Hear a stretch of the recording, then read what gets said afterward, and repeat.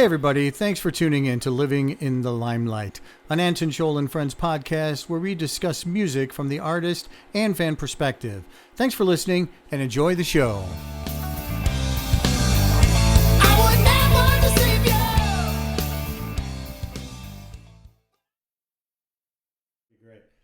So now let's talk about influences, because I think you and I both are Styx fans. Mm-hmm. I have a lot of stories as far as meeting them and hanging with them for a period of time. And you have a lot of stories as far as you used to play in a band that did a lot of Styx. Was it a Styx tribute band, or was it just a band who did Styx? I was in a Styx tribute band. Okay. Well, both of those are true. And Every band I've ever been in, I brought that with me. That we played a bunch of Styx songs too. Because I was always in bands that had harmonies. Lots of harmonies. But the Styx tribute band was in Nashville. It was 1999 and Styx Jam 99. And it was a short-lived thing that was really just for this. Keep in mind, this is before internet, kind of, but there were bulletin boards, Yeah. So there was a group chat thing that they had that was Styx fans from all over the country. We had people come from, New York and somewhere on the West Coast. I'm not even sure, Portland somewhere, I think. And everybody converged, and that we put a band together just for that. And so that was a lot of fun. Ironically, I was more the Tommy Shaw guy, in that there was a keyboard player that really was putting it together. So I didn't play keyboards. I played guitar in that, but my voice is a little bit more Dennis DeYoung than Tommy Shaw. So I was we didn't follow like you have to be this character in the thing, So right. I got to sing Sweet Madam Blue, which is nice. On YouTube if you ever want to check that one out. But. Sure. So why Styx? What was it that brought you to Styx right off the bat? It's almost in my genes so deep that I don't even know where that started. But I will tell you one story that there's been 2 or 3 times in my life where music just completely moved me. And one of them, and I have no idea how old I must have been, 8 years old or something. It was on the beach at Ocean City, Maryland, where they had this great big dome that you could go in, and they had a laser show. And you lay on these bean bags and you look up at this laser show. And the song that they played was Angry Young Man. And that synthesizer in this experience in this place just moved me. I mean, It was like a religious experience almost. So I definitely remember that being a key one. I remember a girlfriend, or a girl I liked, I should say. I never got to be girlfriend, boyfriend type thing, but she liked Babe back in high school. And I think I ended up buying her that album, and so there was a lot of. Styx was big, their hits was while I was in my impressionable years of learning songs, and being a keyboard player, there was a lot of songs that they had that really had that the heavy influence in keyboards. I love bands that had lots of harmony.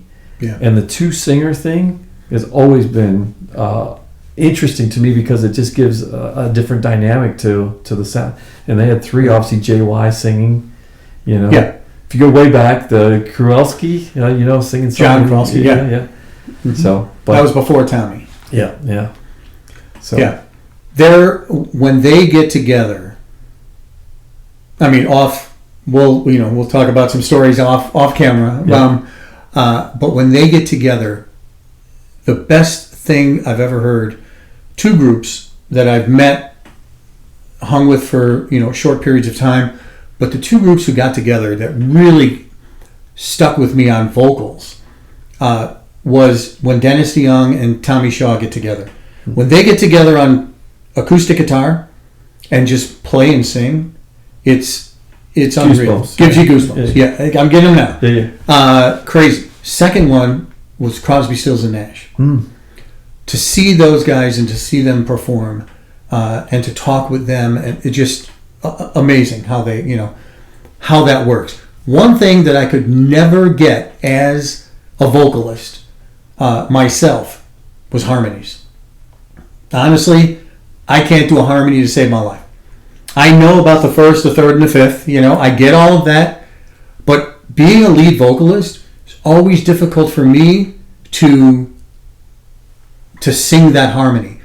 I would sing the lead only. And then a drummer that I used to have would always just jump in and sing that third note or sing that fifth. And it was like amazing to me how people can do that. When you overdub your songs, you're adding harmonies. Sure. Does that come naturally to you? Or do you have to figure that out on the keyboard and then, re-sing over it in it's almost like singing in a totally different key as far as I'm concerned, but how do you do the harmonies when you're singing with yourself? Yeah, it's I feel like I'm blessed to have a good ear for music, so learning what I'm doing has obviously helped, and other words, understanding it and everything. But I would say that harmonies are kind of what feels natural, and they don't always come easy. There's some songs that I'm just like, I just can't get a harmony to work here where I want it to.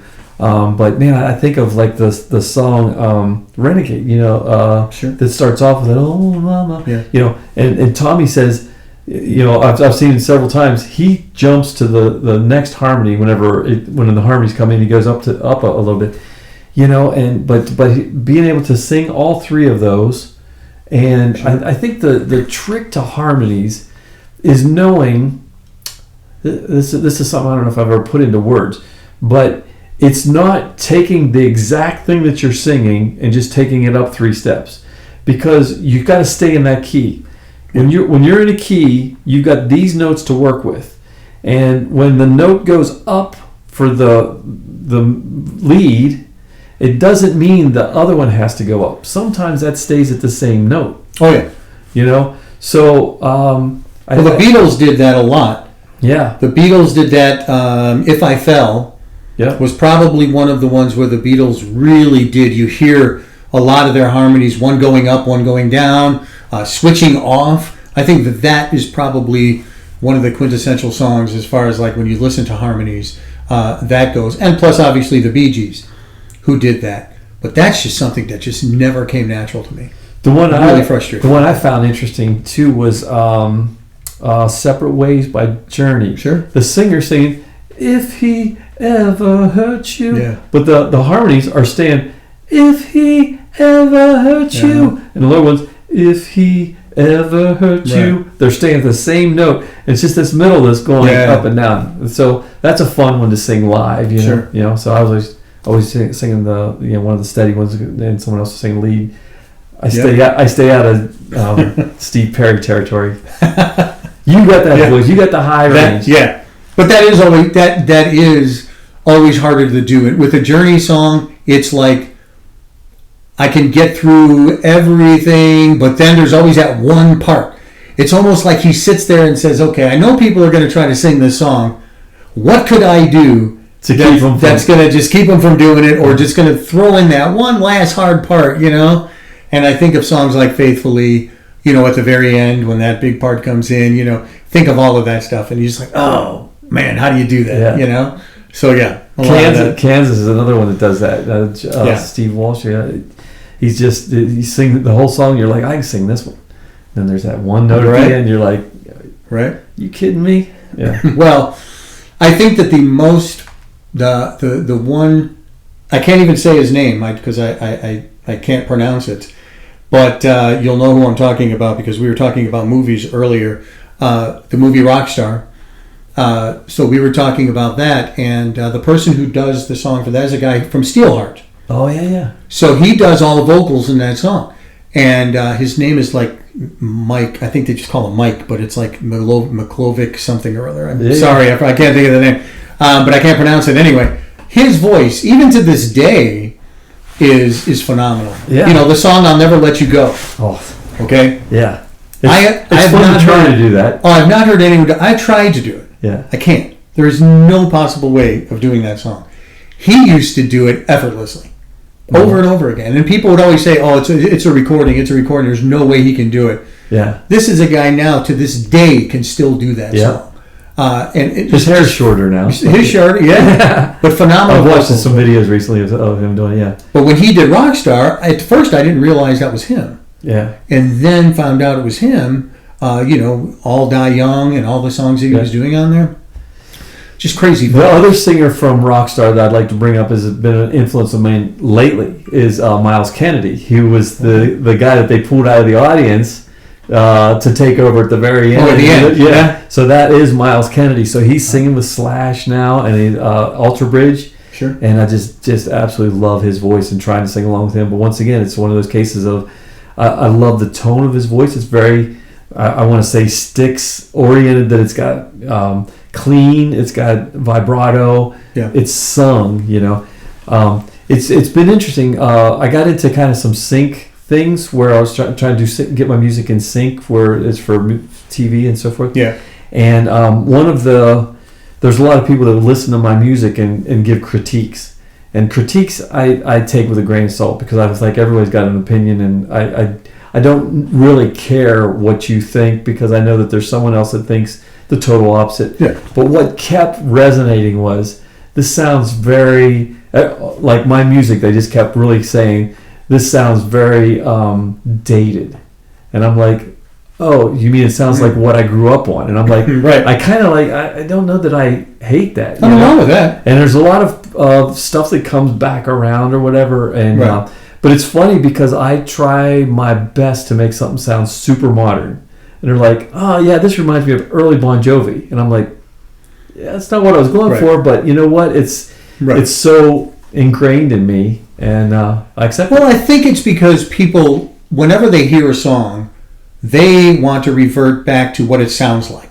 Like, if I had to describe this, how would I describe it? Well, of course, they're going to think back on songs that I used to listen to. So they're going to think of Bon Jovi, Styx, Aerosmith, whatever. Queensryche comes up a lot when I used to play a lot of things, because our singer at the time when I was just playing bass in Chicago, we had a band, and a lot of people would say, you guys sound like Queensryche, but it was in our eyes, it's our original sound, so you are going to get that a lot. I think that in the bands that are playing out there now, do you really hear anything that is completely out of the ordinary? I mean, you could almost compare every band that you hear to another band. Yeah. Sure. Just to get it out there. So, I mean, I take that with a grain of salt also. Yeah. My big thing was, I was going for that. I got so tired of songs with no guitar solos. I got tired of songs with no good rhythms, and I started, the songs I started playing were the songs I started putting out as my originals, were all guitar based, and will have a guitar solo in it, and will have bass lines in it. Of course I was a bass player and singer, but when I would come up with those, it would be, that's my goal, that's what I want to do. But yeah, I would hear people say when I put it out, oh, that sounds very 80s, or that sounds like Bon Jovi. And I'm like, thanks. Yeah. That's good, because I am going for original sound to a point, but the truth of the matter is, I want to bring back guitar playing songs, Yeah. I mean, I've been posting stuff online right now about bands that I've seen back in the day. And the thing that's really, I think, a problem right now is that you cannot go see a good band. You and I have probably seen some great bands in our day, okay? And we paid $10 to go see them. Yep. But right now, they've added so many theatrics.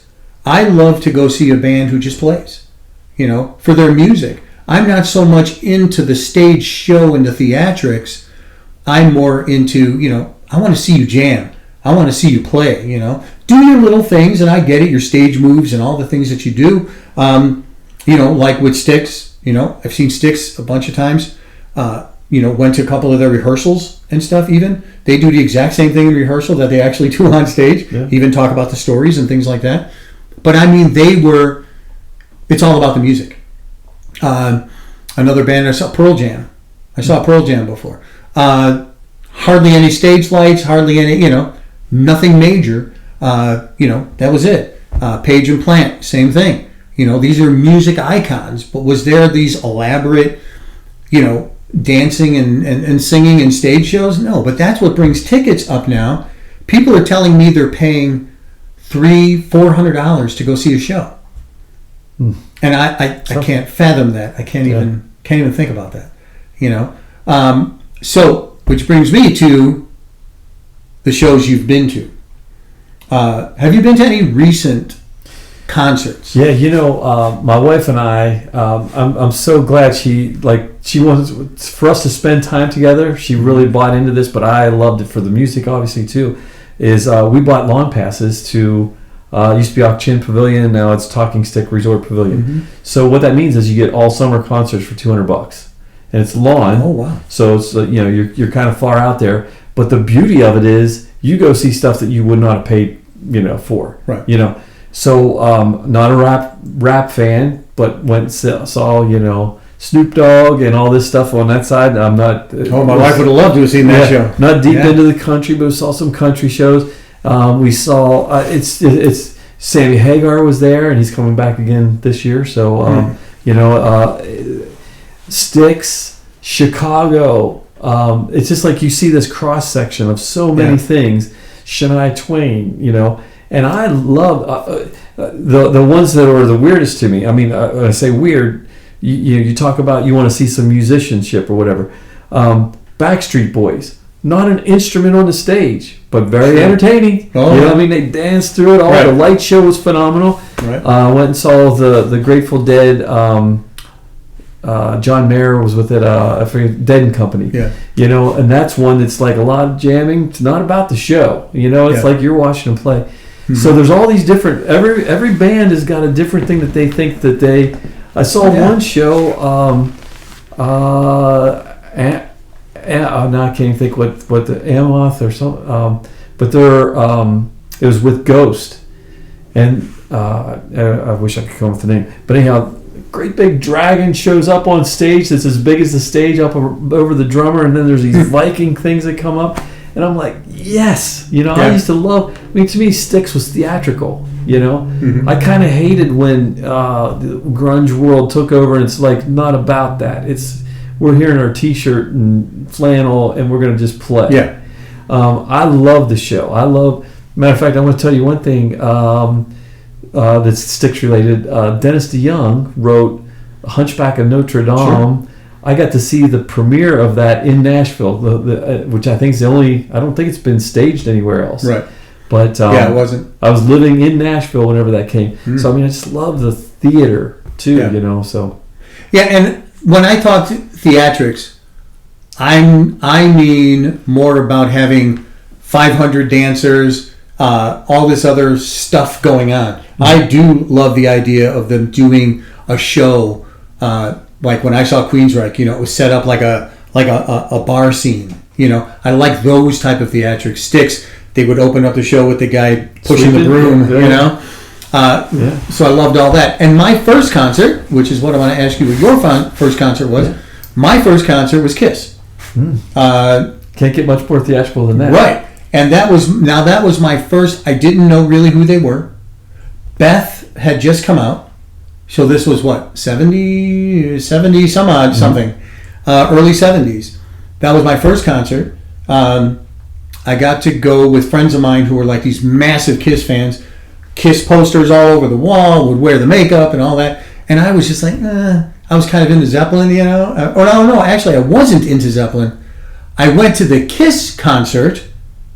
And they were playing Whole Lotta Love over the loudspeaker. And I'm like, who is this? Yeah. That's awesome. And from that moment on, it was Led Zeppelin. But in the meantime, when I saw the concert, I was like, wow, that is phenomenal. I wasn't a big fan of the music at the time, but the show I thought was great. But they were focused on them still. They didn't have a bunch of background singers. They didn't have a bunch of costume changes and all of this other stuff, and that Kiss ticket was still like $11 or something like that at the time. I've seen them since then on their reunion tour, in 2000, and then again with Aerosmith. Ticket prices certainly have skyrocketed since then. But that was my first show experience and first concert. What was your first concert that you went to?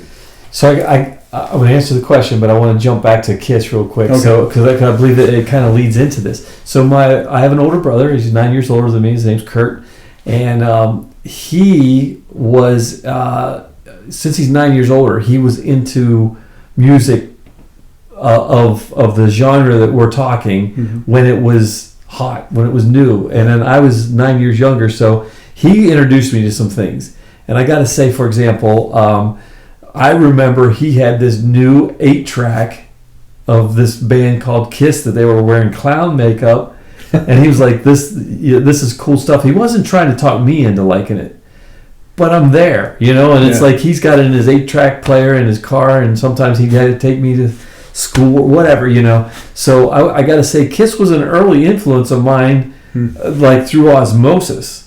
And I've now seen them, I want to say 6 times probably. And ironically, it's always been in a different state. I saw them in Florida, Nashville, here, and back east, in Baltimore, I believe. And it's not that I've traveled. It's just that's different places I've lived. I've seen them through the ages, Yeah. and several different incarnations. So Kiss is a huge influence. But the reason I wanted to come through that is my brothers who took me to my first concert. And I feel like I'm one of the few people that have this answer for you, but Dr. Hook and the Medicine Show was my first concert, and it was in Maryland, the Maryland Theater in Hagerstown, Maryland, and it was mind-blowing to me to see a concert, Sylvia's Mother was the hit at the time, maybe at the time.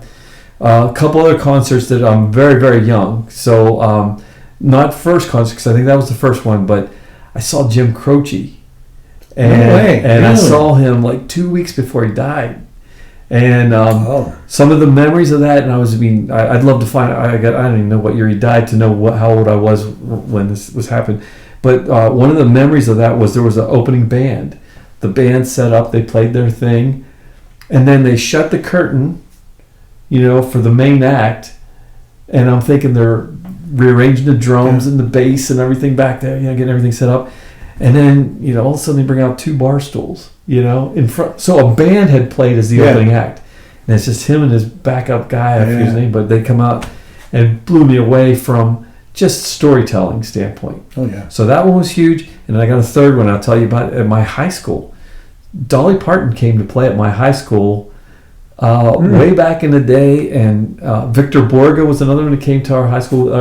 It's like just this area that they would get people in. Sure. But I remember Dolly Parton having long fingernails. I was like, how is she playing the guitar? And, she's singing. Well, that would have been a great show. I've never seen Dolly live. Yeah. I barely remember it. Wow. I saw Jerry Reed at a festival when I was really young.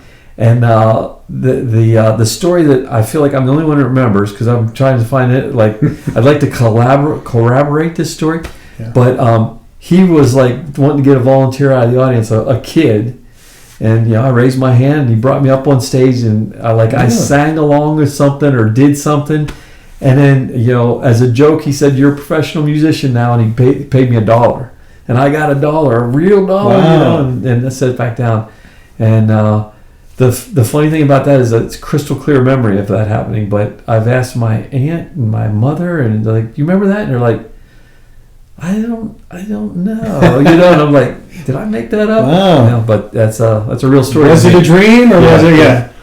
Wow. So lots of first concerts. Lots. You don't have the $1 anymore, obviously. Then. Well, you would have framed that $1, right? You go home and frame $1 now. Yeah. Yeah.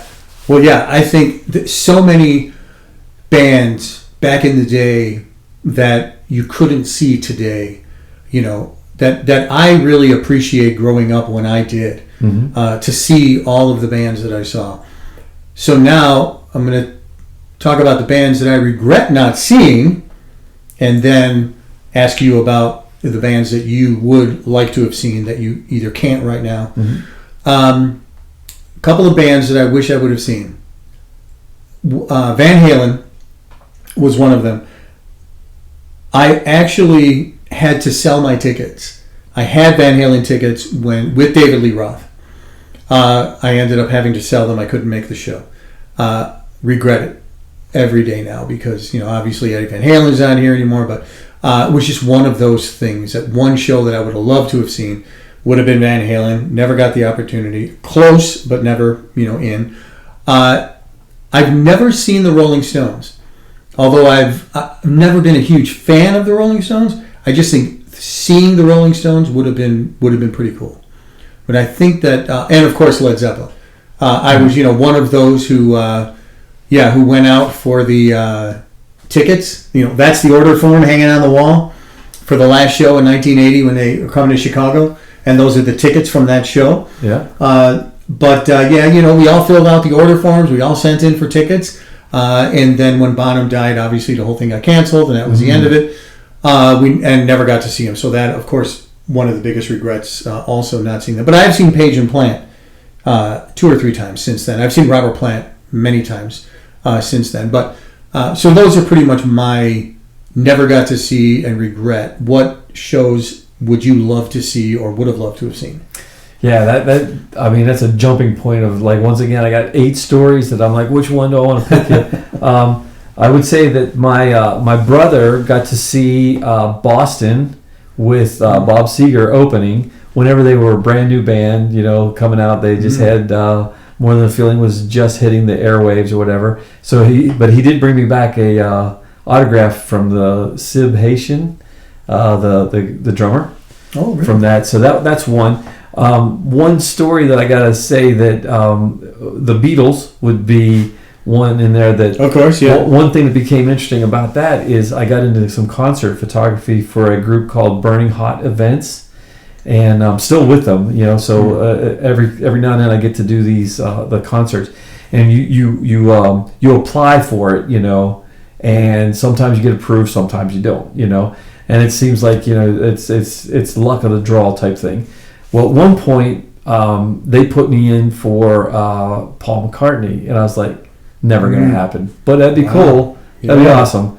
Well, suddenly I got the call, you've been selected. I'm like, what? So seeing Paul McCartney was just an opportunity of a lifetime, and almost like going to the Beatles, I've seen that show, yeah. And so I got to photograph, and I specifically say photograph. I didn't get to shoot Paul McCartney because I think that's... You don't say that around Beatles fans. You shot one of the Beatles. Yes, exactly. But the irony from that, too, then was 6 months later, Ringo Starr's coming through town, and I got to shoot that photograph that show. Photograph that show, yeah. So I got 2 Beatles. Those are the ones that come to mind. Now, my brother did see Zeppelin and told me that that's the best concert he will have ever seen in his life, I think, So he did say, yeah, that if I ever had a chance to do that again, that would be the one. So I guess I would say, but I'm not as big of a Zeppelin fan as yourself. I love a lot of Zeppelin, but I never got Styx was higher on the hierarchy. Sure. And there's a couple too. There's a couple right now that ironically I have seen them, but they're bucket list things that I didn't think I was going to get the chance. Heart is one. I got to see Heart a long time ago. Never seen Heart, yeah. And I thought they were never going to get back together or whatever. And they're kind of doing a little mini tour right now, so that's high on my list. I'd like to see. I did get to see Queensryche with Jeff Tate. Yeah, me too. And so since I've done the photography thing, I got to see him with their new singer, and that's great. But now I want to see Jeff Tate, and I found out. By the way, if you're a Jeff Tate fan, he's coming back to Flagstaff in April. So I'm thinking about driving up there if you want to carpool up there, yeah. But so Queensryche was a big influence of mine. Sure. Judas Priest is a huge influence of mine. I did get to see them several times with Iron Maiden way back in the day, and then more recently, Well, now you bring Judas Priest. That would be another one I didn't get to see. Yeah. Okay, I would have liked to have seen that. I was a big Priest fan when they came out with Sad Wings of Destiny. Oh. Big Priest fan on that. I didn't like the more commercial stuff later, Green Manalishi and all of that kind of stuff. I like the older Priest. But Rob Halford's voice was always phenomenal to me. Yeah. As a matter of fact, I have his book is right there. Oh yeah, autographed. I need to get that. I do have that. Yeah, it's autographed. But that brings up another one, and also Queen. Oh, never got to see Queen. As a matter of fact, you just gave me goosebumps. Yeah. This thing. Yeah, that is the one. Yeah. If I had time to think that answer through, that's the one that I would have said. Yeah. Never Right. saw Freddie Mercury. Right. Yeah, that would definitely be the one. Even Queen now, that's on the bucket list to see him with, with Paul Rogers would have been awesome, but, if they come around again, that's one that I'd love to see. I saw Paul Rogers at a festival one time, which was great because he played everything back from Free to Bad Company to The Firm. Oh yeah. And then he even did some Queen. You know what I mean? It was like he did all of that. It was a great show. Okay, I'm going to ask you 2 other questions now because we're getting close to the end here. Wanted to ask you as far as musicians go, if you had to put a band together, somebody said, Mark, I need you to go on tour. I need you to pick musicians to play. Okay? Who would you have in your band? So, and I'm not talking, they could be alive or dead. Okay? Just who would be your ultimate band, your backup band? So let's just assume it's if you want to include keyboards, that's fine. But, drums, bass, guitar. I assume you'll be doing the vocals. But if you had to have a vocalist also, who would you pick? So what would be your band? Yeah. Well, couple things come to mind. So let's talk bass first.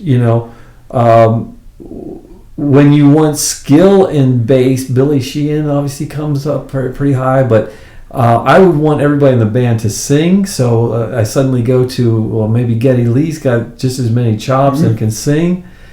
But where I would land, probably ironically over those, is Jack Blades. I was going to say Jack Blades. I said that'd be the perfect guy for you. Because I need a songwriter in there, and I need someone that's got the fun and the energy. Solid bass. Yeah. Energy, vocals, great vocals. Yeah. Vocals are in there. Okay. Agreed.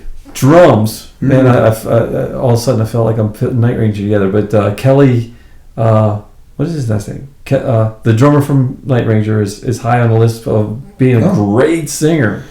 I mean, he sang Sister Christian and Sing Me Away, all that stuff. Who else is a singing drummer? Triumph. I got one. I was going to say Triumph. Yeah, Triumph would be the one. But everybody in my band would sing for sure. Yeah. So you got you could take off like the Tommy Lees and even Neil Peart, John Bonham, Neil Peart, all of these people. Yeah, phenomenal drummers, but you got to sing. Right, you got to sing. Yeah, so anyhow, that's a couple there. Now on guitar. Man, why am I coming back to Rick Emmett again? Rick Emmett, What a singer, Right. And phenomenal guitar player. Yeah. Sam Bora, man, I love some of his solo albums. So he's high on the list. Talking about guitar prowess, obviously I'm an Yngwie fan because I just wow. I had a poster up of him in my dorm in college. So, and he sings, but and Steve Vai, you go through the blues guys, Stevie Ray, all those. But once again, I think I'm going to come back to if I'm picking one, they got to sing. And good Lord, they would come back to Tommy Shaw. Well, that would be that. Well, that was my pick for you. Yeah. Yeah, Shaw. Tommy Shaw definitely beat it. Yeah. When they do their acoustic shows too, it's unreal. Yeah. So now singer. Let's say you had to have a stand-up singer because you, being a instrumentalist there you go. that you are, you want to go back and play your instruments. Who would you have as your lead singer? Yeah. So some of the right now, Miles Kennedy is just he's got vocal prowess. Now you said Dead or Alive, so Freddie Mercury, he gets first dibs, but I think he's going to be busy that weekend or whatever. But nevertheless, I just love everything about him. And then you get the keyboard with him also, if you true. Yeah. There's several other, some of my top vocalists of all time. So you got your Dennis DeYoung and Tommy Shaw are high in there. Rob Halford, Jeff Tate is high on my list. But I got to say Miles Kennedy right now is the current person that I would say Joe Turner, I'm a big fan of.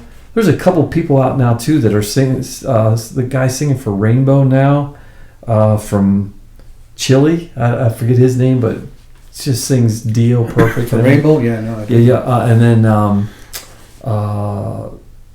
Whitesnake had a keyboard player that they had on this last tour. I can't think of his name. Anyhow, another phenomenal singer. I'm adding keyboards in though. Let's let Paul McCartney join the band. Sure, why not? He's okay at songwriting. Yeah, throw him in. Yeah. And just have him come along. Yeah. Yeah. Wow. Great band. Great. That sounds like a great band. I think I named 50 people. So yeah. But what a great show. Yeah. Now, Mount Rushmore of musicians. Who would be on your Mount Rushmore? Musicians in general. So, Freddie Mercury. What is there? 5? 4? Four. 4. Yeah. 4. Freddie Mercury. Freddie Mercury is up there, and I guess I'm going to try to not necessarily stick with what everybody would say, because I feel like obviously you're monsters of rock that were, like someone from Zeppelin should be there, but once again my influences I would put Dennis DeYoung probably up there as my number 2. Oh shoot! Let me see if I've thought through everybody. I think they're they all kind of need to be singer songwriter, vocalist. I got two to go. Man, I'm thinking of so many bands that I've loved. Judas Priest is way up there. So, but it's almost like I wouldn't think of that person. That's been more of a band. Yeah. Right. A band thing. Wow. I thought I could answer all these things pretty I throw the tough questions at you. Yeah. Man, Eddie Van Halen kind of comes to mind. I know we haven't really talked about him much, just because he's written so much, and his skill changed the world. Sure. So I'm feeling like Sammy Hagar comes to mind suddenly too, because he's been through so many solo stuff, his Van Halen stuff, his Montrose stuff. All those are big influences. I don't know if Eddie or Sammy take the cake as far as getting up there. To get there yet, but okay. But I've at least given you the 4 runners up, maybe. Yeah.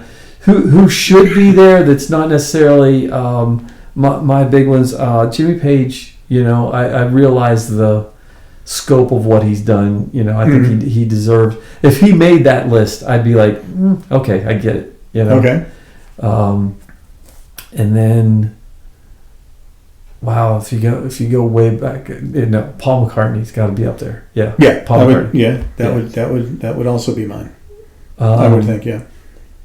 Yeah, I feel like there's like one missing that, I said Jimmy. I'd take Jimmy Page out because of my personal one. Yeah. But Paul McCartney's definitely there. I'm trying to think who I got on my wall right now. I got pictures up on my wall of some concerts I've been to. I've got Dennis DeYoung, and I got man, I'm loving Hailstorm right now. Lizzie Hale? Yeah, Lizzie Hale, that's phenomenal stuff. Sure. I want to go way off kilter of what I probably would normally, and when I walk out of here, I'll be like, wow, I didn't think. But Yngwie Malmsteen just really blew my mind when I first saw that. And I don't think I went to concert, and he yelled at me, ironically. I was a photographer, and I'm standing. I guess he told all the other photographers, don't stand here. Well, I didn't hear that. I walked right up. I started taking pictures. While he's playing and shredding, he's looking at me, get out of here, get out of here. It's on video. Wow. You can actually someone video it. And I was like, what? And he's like, stand over there, So I was like, okay, and I go over there. But, that's good. So Yngwie is my 4. Cool. Okay, great. Well, we've now come to the end And I can go on forever. I'm just getting started. I would love for you to come back and do this again sometime. Yeah. Because I think there's so much that we can sit there and talk about, and I just think getting into some of these things and having the conversations that we're having is just so much fun, and I think a lot of people would really benefit by jumping on your channel. So where can people get your music? Where can people see you? Let's just go over all the places that you're at so people can jump on and find you. I keep it simple. My name's pretty unique, so it's Greenawalt, Greenawalt. So my website is markgreenawalt.com, and I think from there is a launching point to find anything. You can find me on Facebook, Instagram. I got Twitter. Don't do that one too much. Snapchat, I'm on there, but my kids get that one. I don't get that one. But yeah. So your YouTube. Yeah. You have a YouTube channel? Yep. Your songs are on YouTube? Yep. You're on Spotify? And I upload through DistroKid is where I upload, so it goes to everything. So I'm on Apple Music. Every streaming site? Every streaming site you can name, I'm out there. Mark Greenawalt. It's pretty. If you type that in, there's not 6 of us. It's I'm the one. Okay. Yeah. Well, thank you for being here. I do appreciate it. Thanks for the opportunity. Thank you all for watching, and we will see you at the next episode. All right. Thanks. Peace out, guys. Thank you for joining our Living in the Limelight podcast with your host, Anton Scholl. Please feel free to comment, like, follow, share, and subscribe. And also add us to your playlist on your favorite streaming sites. Thanks again for joining, and we'll talk to you again next week.